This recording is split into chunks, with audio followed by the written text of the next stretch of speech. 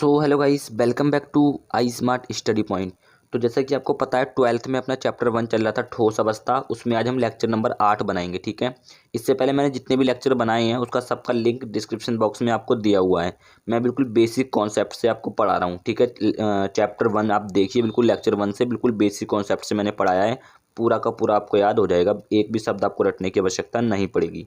चलिए आज का ये टॉपिक स्टार्ट करते हैं। तो आज हम पढ़ेंगे अंतः केंद्रित एकक कोशिका। तो कोशिका का टॉपिक है। ये कोशिकाएं जो होती हैं वो कई प्रकार की होती हैं।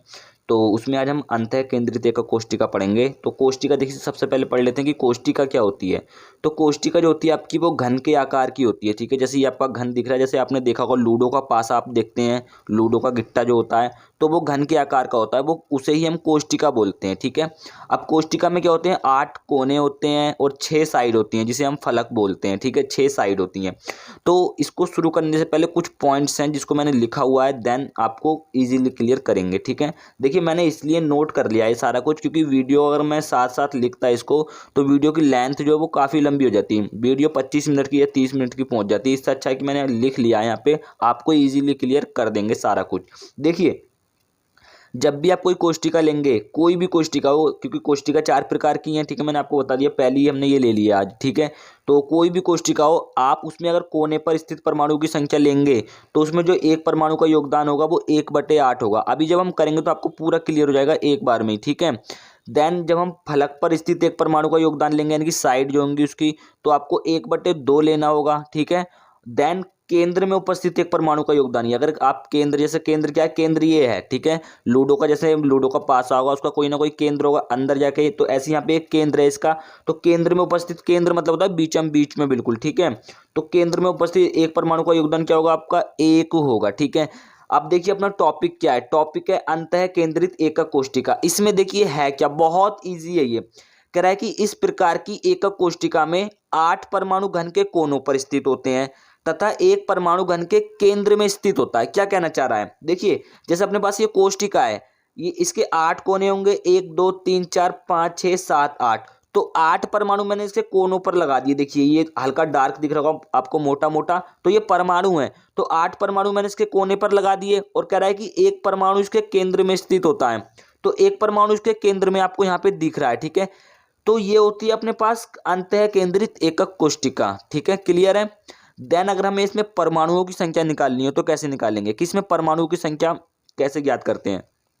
तो देखिए, परमाणुओं की संख्या निकालने के लिए सूत्र होता है एक, एकक कोशिका में परमाणुओं की संख्या, किसी भी प्रकार की कोशिका होगी उसमें परमाणुओं की संख्या निकालेंगे तो ये फॉर्मूला होता है Nc/8 plus Nf/2 plus NiC/1। अब यहाँ पे ये क्या क्या, देखिए जो आपका Nc है वो घन के कोनों पर उपस्थित परमाणुओं की संख्या है। अब एकक अंतः केंद्रित एकक कोशिका में कोनों पर कितने परमाणु थे, 8। ठीक है, तो Nc क्या हो गया, घन के कोनों पर उपस्थित परमाणु की संख्या, यानी कि कितनी है, ये अपनी 8 है। ठीक है, उसके बाद जो Nf है वो है घन के फलकों पर उपस्थित परमाणुओं की संख्या। तो भाई देखिए इसकी 6 साइडें थी, तो यहाँ पे फलकों पे तो एक भी परमाणु नहीं है ना, फलकों पे तो एक भी परमाणु नहीं है, क्योंकि इसमें 8 परमाणु घन के कोनों पर स्थित है और एक परमाणु घन के केंद्र में स्थित है। तो भाई फलकों पे तो एक भी नहीं है। तो Nf क्या है, घन के फलकों पर उपस्थित परमाणु की संख्या कितनी है, 0, तो 0 आ जाएगा। और जो अपना तीसरा है वो है NiC, ये क्या है, घन के केंद्र में उपस्थित परमाणुओं की संख्या। तो घन के केंद्र में कितने परमाणु थे इस वाली कोशिका में, 1 था ना, तो घन के केंद्र में उपस्थित परमाणुओं की संख्या कितनी हो जाएगी, 1 हो जाएगी। अब ये तीनों वैल्यू हम यहाँ पुट कर देंगे तो हमें निकल जाएगी एकक कोशिका में परमाणुओं की संख्या, निकल जाएगी अपने पास। चलिए इसको लिख लेते हैं। ठीक है, तो लिखेंगे यहाँ पे एकक, यहाँ पे हमने अंतः की बात की है तो अंतः केंद्रित एकक कोशिका। ठीक है, अंतः केंद्रित भी लगाइए यहाँ पे, केंद्रित एकक कोशिका में परमाणुओं की संख्या, परमाणुओं की संख्या। ठीक है, क्या था अपने पास फॉर्मूला, अपने पास ये था, Nc की वैल्यू कितनी है अपने पास, 8। ठीक है, और मैंने बोला था कि घन के कोनों पर उपस्थित परमाणुओं की संख्या जब आप निकालेंगे तो उसमें एक परमाणु का योगदान कितना होगा, 1/8। तो यहाँ पे देखिए Nc का वैल्यू 8 हो गई इंटू 1/8। क्लियर है, क्योंकि यहाँ पे गुणा में 1 तो होगा, तो 1/8 ही आ गया, Nc की वैल्यू 8। फिर प्लस Nf की वैल्यू कितनी थी, Nf की तो वैल्यू 0 है तो 0 आ जाएगा। और फलकों पर उपस्थित परमाणु की संख्या के लिए आपने क्या लिया था 1/2। ठीक है, तो यहाँ पे कितना हो जाएगा NF अपॉन 1/2 दिख भी रहा है आपको, तो यहाँ पे लिख देंगे 1/2 और प्लस NIC क्या है, NIC आपका देखिए 1 दिया हुआ है और घन के केंद्र में उपस्थित परमाणुओं की संख्या है, तो घन के केंद्र में उपस्थित परमाणु की संख्या के लिए क्या लेंगे हम 1 लेंगे, तो यहाँ पे आ जाएगा अपना NIC और बट्टे में क्या जाएगा आपका 1।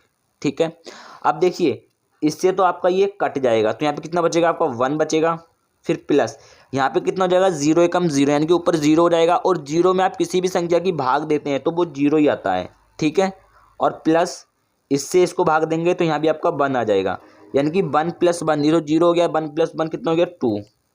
ठीक है, यानी कि अंतः केंद्रित एकक कोष्टिका में परमाणु की संख्या कितनी होती है 2 होती है। ठीक है, आई होप कि आपको आज का वीडियो पसंद आया होगा, देन ये वाला टॉपिक भी आपको इजीली क्लियर हुआ होगा। ठीक है, अगर वीडियो पसंद आए तो वीडियो को एक लाइक कर दीजिएगा और चैनल पे पहली बार आए तो सब्सक्राइब कर लीजिएगा।